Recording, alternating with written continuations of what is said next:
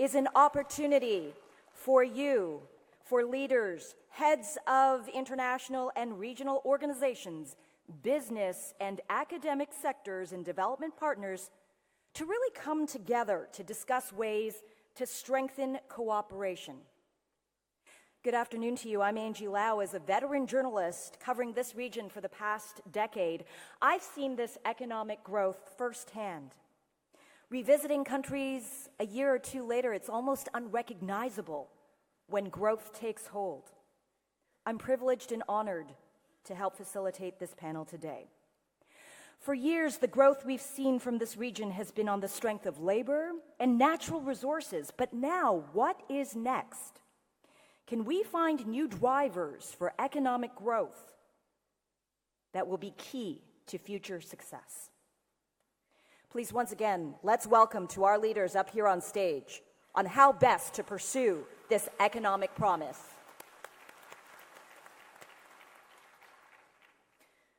First, though, a special thank you for the incredible warmth and hospitality of the Vietnamese people. Thank you to our host country of Vietnam. And please welcome Prime Minister Nguyen Xuan Phuc of the Socialist Republic of Vietnam for his opening remarks. Prime Minister, please.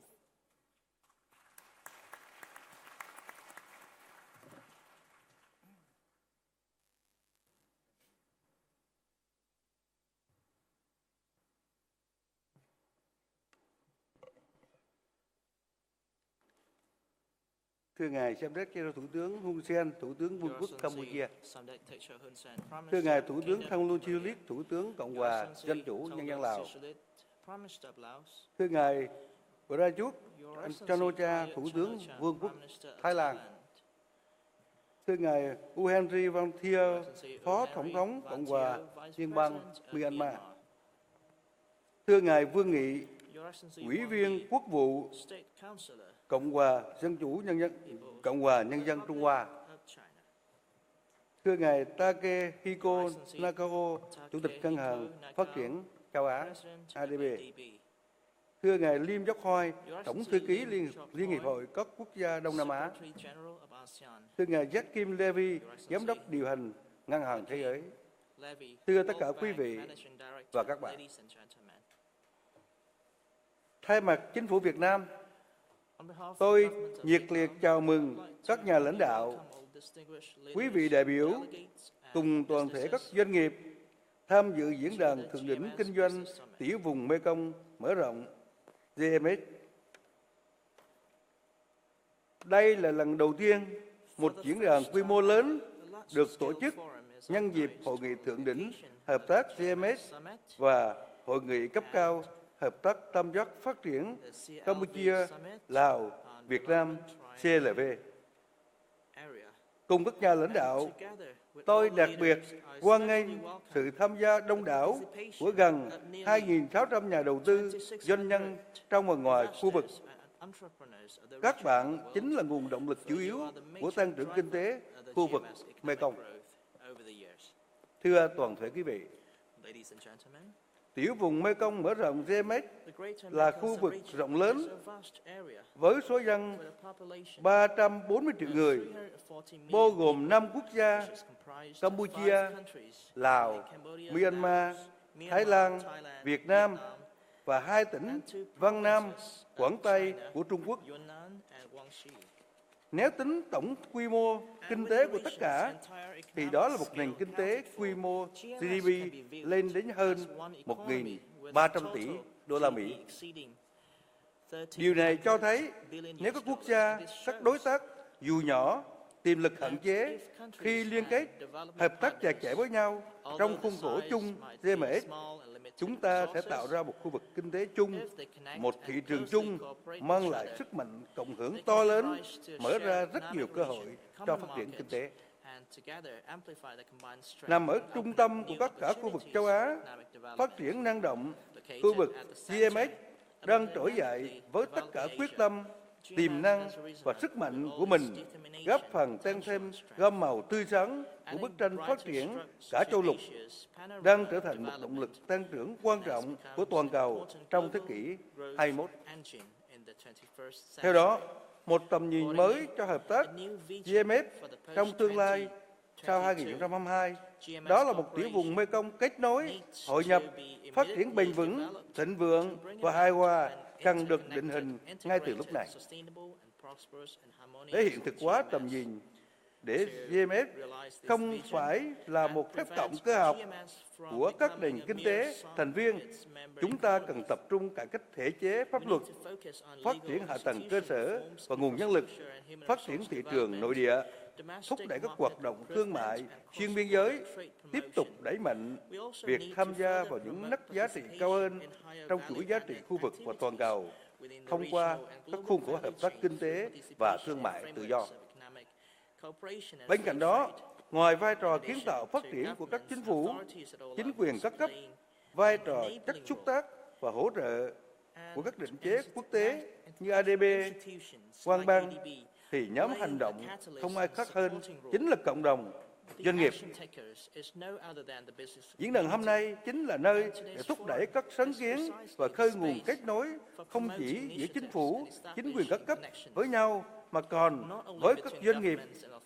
Điều quan trọng nhất là đề cao vai trò của kết nối, hợp tác giữa các doanh nghiệp với nhau nhằm tạo nên những liên kết, hợp tác thực chất cho phát triển thịnh vượng của khu vực GMS và CLV của chúng ta. Thưa tất cả quý vị, trong năm 2017, Việt Nam tiếp tục đà tăng trưởng kinh tế cao hàng đầu ở châu Á, lạm phát được kiểm soát ở mức 3,5%, lãi suất, tỷ giá ổn định, kim ngạch thương mại đạt kỷ lục 425 tỷ đô la Mỹ, dự trữ ngoại tệ đến nay đạt trên 60 tỷ đô la. Hiện nay, ở Việt Nam đã có 25.000 dự án đầu tư nước ngoài FDI đang hoạt động tại Việt Nam với số vốn đầu tư đạt trên 320 tỷ đô la Mỹ. Chỉ số thị trường chứng khoán VN Index năm 2017 tăng 41%, nằm trong top 3 của thế giới.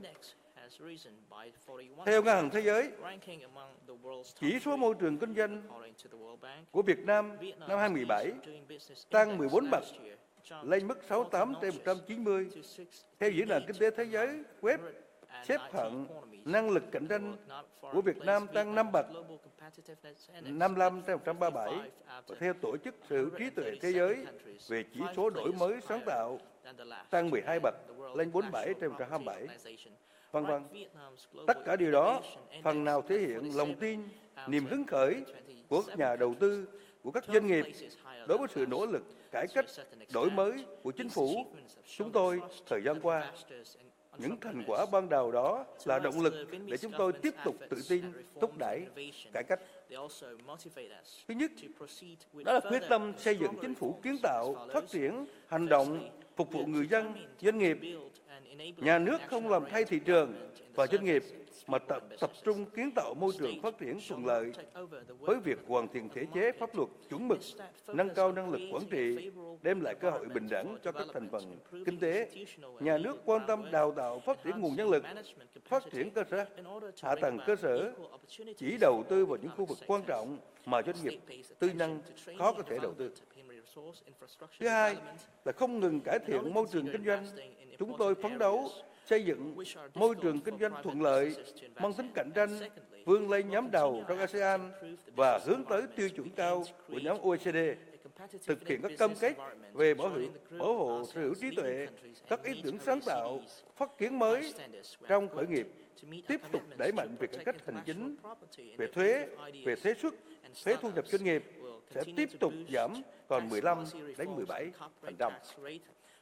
Việt Nam cũng áp dụng nhiều quy định ưu đãi dành cho đầu tư công nghệ cao, công nghiệp hỗ trợ, nông nghiệp hữu cơ, ứng dụng công nghệ cao, tạo nhiều việc làm, vân vân. Thứ ba, tiếp tục chủ động đẩy mạnh hội nhập quốc tế với khu vực GMS và CLV, đồng thời xác định trọng tâm trong năm 2018-2019 là ký kết, phê chuẩn, đưa vào hiệu lực hai hiệp định thương mại tự do thế hệ mới là hiệp định CPTPP và hiệp định Việt Nam EU, đồng thời đẩy mạnh thực thi hiệu quả 10 FTA đã có hiệu lực, thúc đẩy đàm phán hiệp định RCEP và một số hiệp định khác. Chỉ với cái hiệu lực của CPTPP và hiệp định với EU, Việt Nam sẽ có quan hệ thương mại tự do ưu đãi cao với thị trường lớn của gần 40 nước phát triển. Đó là điều mà các nhà đầu tư quốc tế không thể bỏ qua. Thứ tư, đối với giao thông, với tư cách là một trong ba trụ cột quan trọng của GMS, chính phủ Việt Nam đang ưu tiên đầu tư và thu hút đầu tư mạnh mẽ vào các tuyến giao thông huyết mạch. Ngoài các tuyến cao tốc đã và đang được đầu tư từ thành phố Hồ Chí Minh đi Cần Thơ, Cà Mau, từ Hà Nội đi Hải Phòng, từ Hà Nội đi Lào Cai, kết nối đến Côn Minh của Trung Quốc, từ Hà Nội đi Lạng Sơn, kết nối đến Nam Ninh, Trung Quốc. Đây chính là sự kết nối khuôn khổ hai hành lang, một vành đai kinh tế với sáng kiến của Trung Quốc, vành đai con đường. Việt Nam cũng đang xúc tiến mạnh mẽ việc đầu tư vào giao thông trên các tuyến hành lang kinh tế Đông Tây, Bắc Nam và hành lang phía Nam. Ngoài ra, chính phủ Việt Nam cam kết và trên thực tế đang thúc đẩy cụ thể hóa các sáng kiến, ví dụ như ưu tiên đầu tư kết cấu hạ tầng kết nối hiệu quả nhằm hỗ trợ thương mại, đầu tư, du lịch, nông nghiệp, kinh tế cửa khẩu và các hình thức hợp tác kinh tế xuyên biên giới khác, ưu tiên đầu tư phát triển nguồn nhân lực có trình độ kỹ năng và năng lực thích ứng, hướng tới mục tiêu phát triển bao trùm và bền vững. Thưa tất cả quý vị, trong bối cảnh kinh tế thế giới và môi trường phát triển đang có chuyển biến sâu sắc, GMS phải có những động lực mới, cạnh tranh mạnh mẽ hơn cho sự phát triển của mình. GMS cần tiếp tục giữ được bản sắc riêng, một cơ chế hiệu quả nhằm cộng hưởng được sự quyết tâm và nỗ lực từ tất cả các bên để tạo nên nguồn lực mới, giải quyết các khác biệt, mở rộng không gian hợp tác kinh tế cả chiều rộng lẫn chiều sâu. Nguồn lực mới cho phát triển trước hết đến từ việc phát huy tốt nội lực của chính mình. Mỗi nền kinh tế chúng ta cần tạo dựng một môi trường kinh doanh thuận lợi để giải phóng mọi nguồn lực, tiềm năng, sức sáng tạo của các doanh nghiệp, người dân.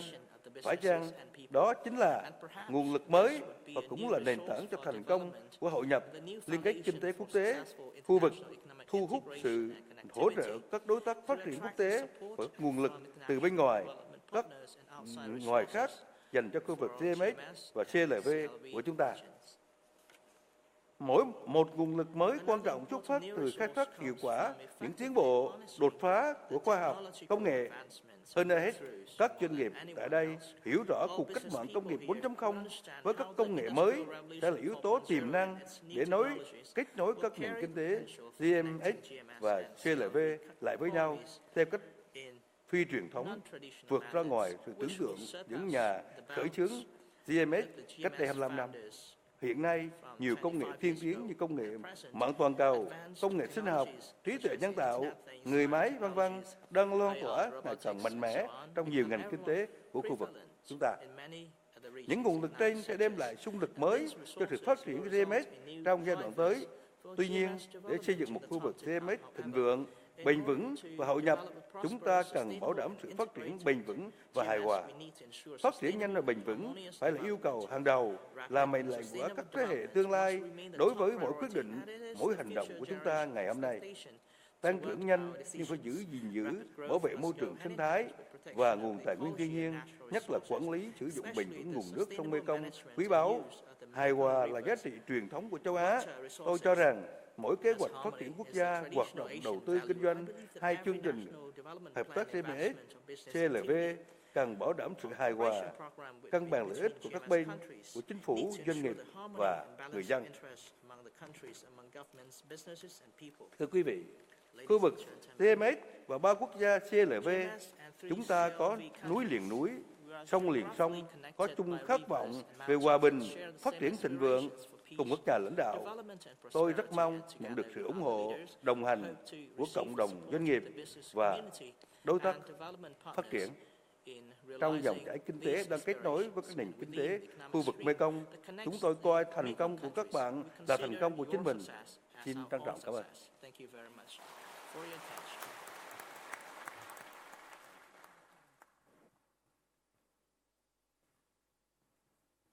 Harmony. Thank you, Prime Minister Phuc, for that. Please now let's welcome Prime Minister Samdech Techo Hun Sen of the Kingdom of Cambodia.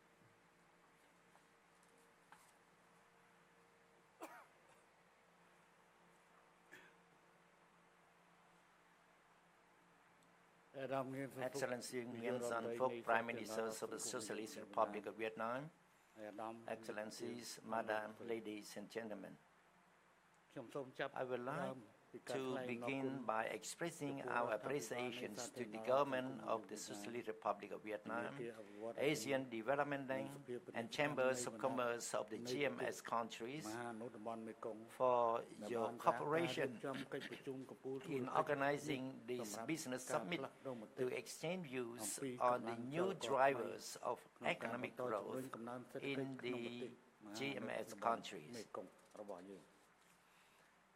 Excellencies, Madam, ladies and gentlemen, the prospect of global economy is favorable, with growth recovers in 2017, is expected to further rise in 2018 and 2019, while the GMS economy record impressive economic growth. However, the possibilities of the increase in inflation and interest rate caused by increasing demand and the tendencies of domestic economic protection in some countries is affecting trade and FDI. In this context, I am of the view that we have to speed up the integration and connectivities of our region by focusing on other priorities areas such as finance, economies, and development of cities along the borders.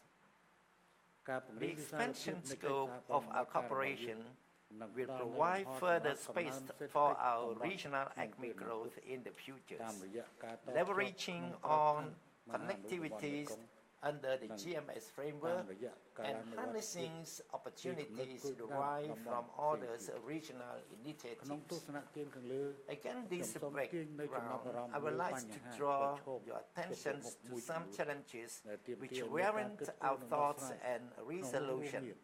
1. We have yet taken full benefit from potential provided by our vibrant economic corridors. 2. We face challenges caused by increased urbanization due to speedy development in the region. 3. The congestion along the borders caused by increasing trade and business activities. 4. The current infrastructures and trade facilitation system have yet responded to the increasing demand. And 5. The continued reliance on natural resource and low-paid labor force to attract investment and business would not be able to maintain our inclusive and sustainable growth. Excellencies, Madam, ladies and gentlemen, as for Cambodia, we have achieved 7% growth rate in 2016, while the growth was projected at around 7% in 2017, with annual average inflation rate of 3.8%. With strong growth in 2017, gross domestic product is estimated to reach US dollar 22.2 billion, resulted in increased of GDP per capita to US dollar 1,334. and in 2018 to $1,568 per capita. In achieving Cambodia's vision of becoming an upper middle income country by 2030, the Raja government of Cambodia has launched the Industrial Development Policies 2015-2025, aimed at transforming Cambodia's industrial structures from a labor-intensive industry to a skill-based industry by 2025. Therefore, Cambodia is now focusing on the following priorities. 1. Building physical infrastructures focusing on economic corridors in order to link local and regional economies by adopting the multi-modal transport approaches. 2. Soft infrastructures development through improving the logistics system and services, aiming to transform Cambodia into a logistic hub in the GMS, while remains committed to supporting the implementation of the cross-border trade agreement. And 3. Human resource developments to enhance cooperation with private sectors by focusing on education programs that promote science, technologies, mathematics, and engineering, and vocational and technical training. Finally, I would like to express my appreciation once again to all development partners and private sectors, especially Asian Development Bank, who have contributed to our GMS cooperation, and I wish this business to be a great success. Thank you for your kind attention.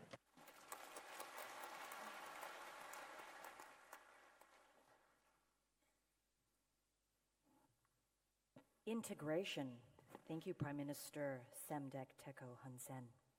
Please now let's welcome State Councilor and Minister of Foreign Affairs Wang Yi of the People's Republic of China.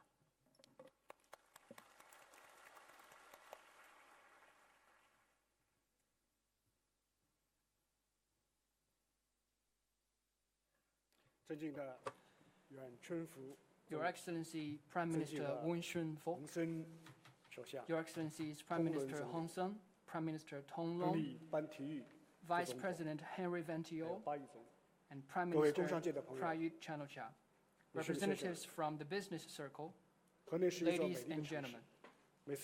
Every time I come to the beautiful city of Hanoi, I can see its new booming changes and vibrant vitality.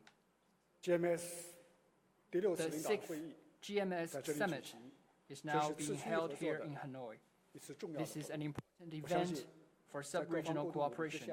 I'm confident that under the concerted efforts of all sides, this summit will be a full success, lending new impetus to sub-regional development.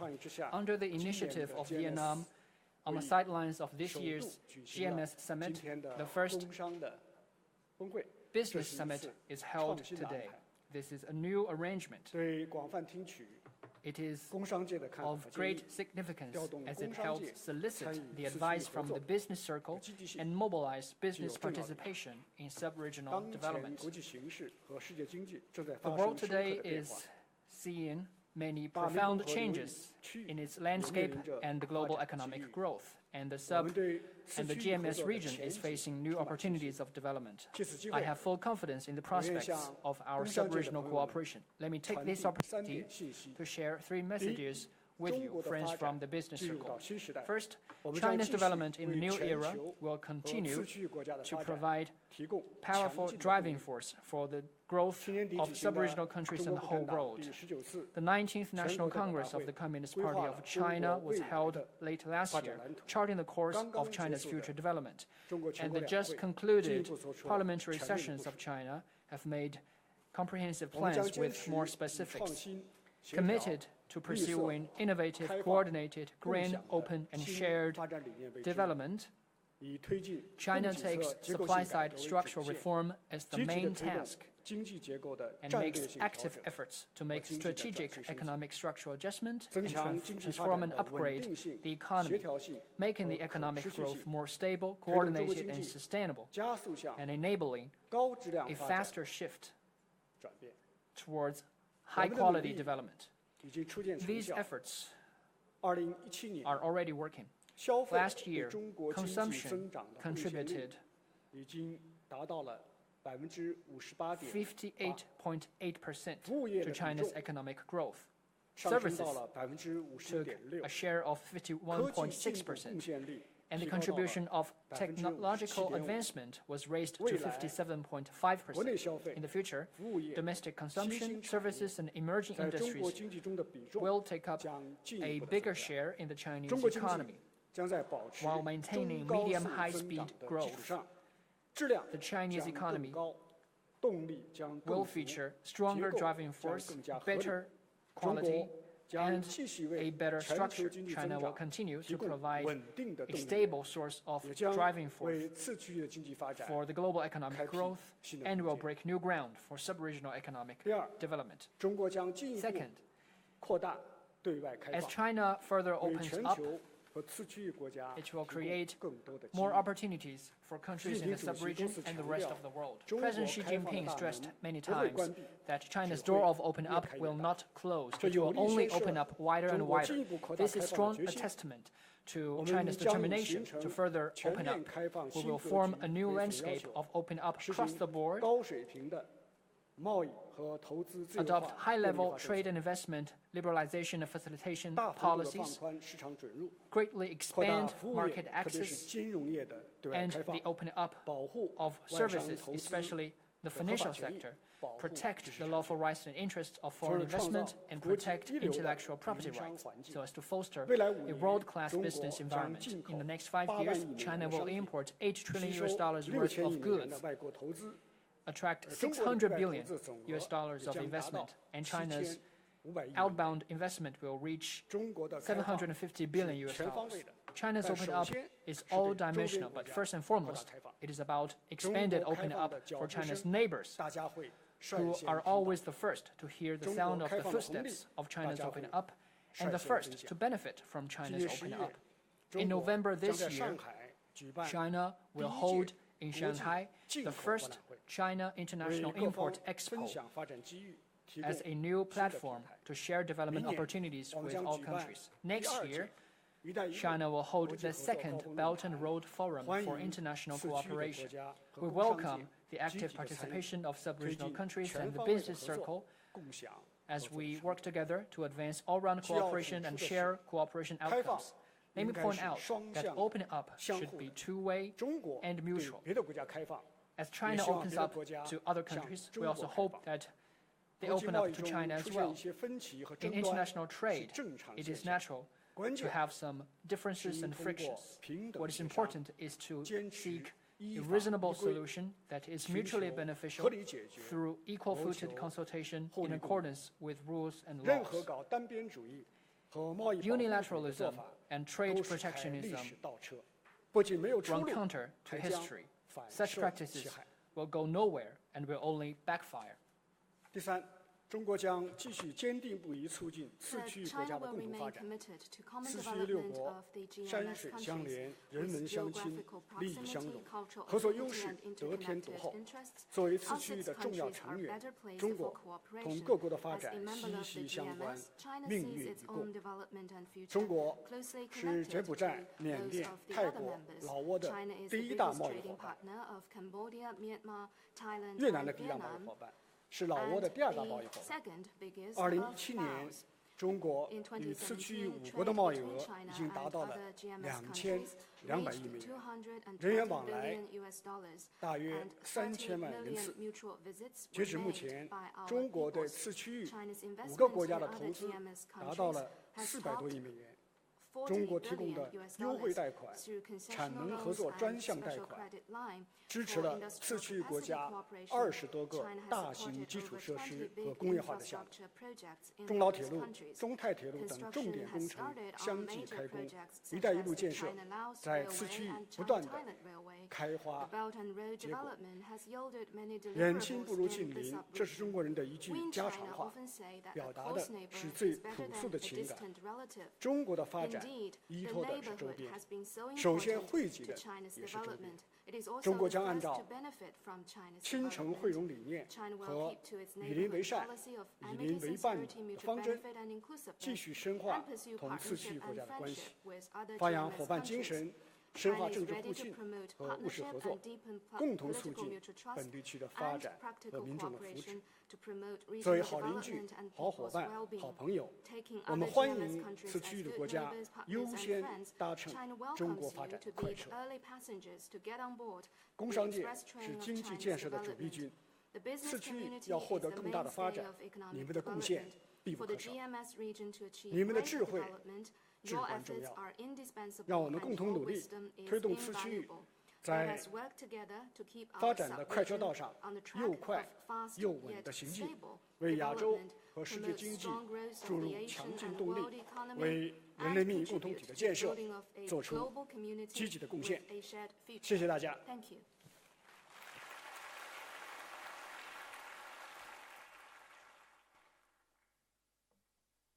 Good neighbors. Thank you, State Councillor Wang. Please now let's welcome Prime Minister Thongloun Sisoulith of the Lao People's Democratic Republic.